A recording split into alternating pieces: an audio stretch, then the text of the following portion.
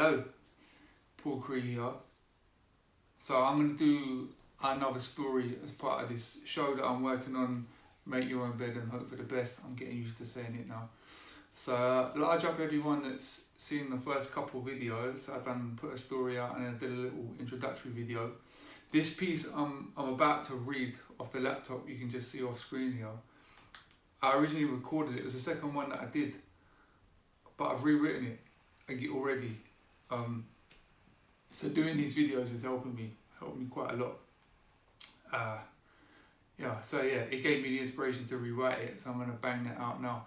If you're wondering what on earth I'm going on about, so I'm working on a new show called Make Your Own Bed and Hope for the Best. And what I'm doing is, it's about, I'm sharing all the stories which are all based on my experiences of employment. So each story is a different, focuses on a different job. And because COVID and restrictions and all of that stuff, I can't be working in the space of anyone, so I figured this would be a good way to do it. Blah, blah, blah. There's 2 videos out so far. One about me being a paperboy and one that introduces this whole project. If you so wish, go and have a look. I'd appreciate the feedback.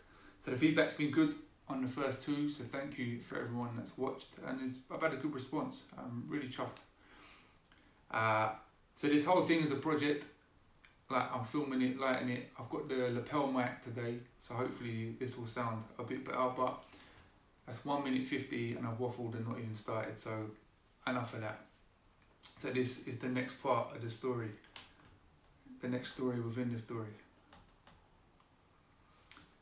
Sing it in the valleys, shout it from the mountaintops. It's not just a crappy, happy, clappy hymn we sing in school assemblies.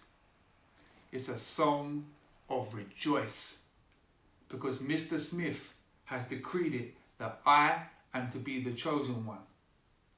Since Will's mate Mark blazed the path to McDonald's in the South Terminal at Gatwick, the next in line to inherit the coveted title of Saturday assistant at Smith's Newsagents is me. £2.50 an hour, 5 hours a week. I'll make that to be more money. And I'm still keeping my paper round on a Sunday. My mind overloads of all the things that I could buy with that dough. Stickers, trainers, computers, CDs, PlayStation, Scare Electrics, property, stocks and shares, Far East investments, stationery. Yes, Mr. Smith, I'll take it.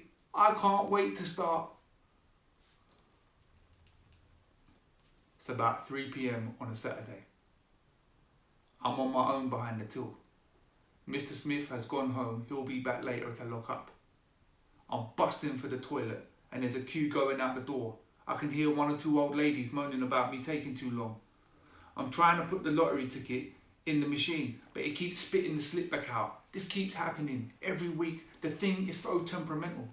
So much so that I mildly panic every time I see someone approach the till with a filled out lottery ticket in their hand, which is pretty much everyone at this time on a Saturday. There's a geezer who's just skipped the queue and come straight to the front. He looks vaguely familiar. He looks angry. Mate, you shortchanged me. I gave you a £20 note for 10 B&H. That's £3.20 with £1 scratch card, so you should have given me £15.80, but you've only given me £5.80. I have no recollection of this transaction. I quickly try and work out the sum in my head, but all the numbers are just dancing around my brain like balls in a lottery machine, and I'm still wrestling with the lottery ticket, the owner of which now looks miffed that I'm dealing with this prick who skipped the queue, which is now even bigger. What would Mr. Smith do? I'm so sorry. I open the till and give him the tenner. Nice try, son. He walks off. That's the 3rd person today that says I've given them the wrong change. Come on, mate. I'm so sorry, it's the lottery machine, it's not working properly. Just as I'm responding, the slip magically goes in, thank God. I don't know what I did, but I'm relieved it worked. Next customer, palm full of lottery tickets, looks like he's in his 50s. And I'll take 40 JPS lights, please. Turn around to the cigarette wall behind me. No, not Super Kings, JPS lights. No, not those ones, to your right, now down a bit, next row, there you go. It's like pin the tail on the donkey. He checks his change right in front of me.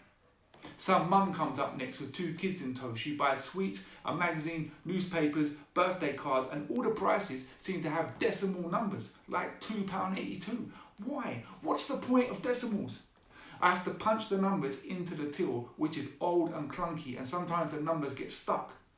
Mr. Smith adds it all up in his head, opens the till and dishes out the change like he's just cooked a 3-course meal in the microwave.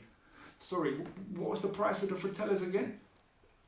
More lottery tickets for addicted OAPs, a boatload, but they're going in smoothly. I can handle this. Whilst I wait, I'll take that next customer.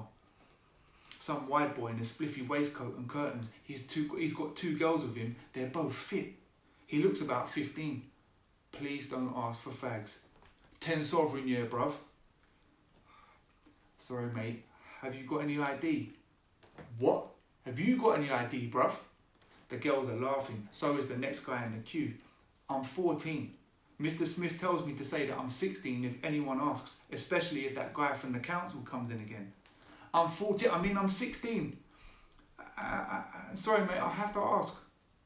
It's at home, bruv. You served me last week anyway. Did I? What would Mr. Smith do? I give him the fags. He walks out with the 2 girls, one of which is smiling at me eating a bag of pick and mix. Wait, she was smiling at me.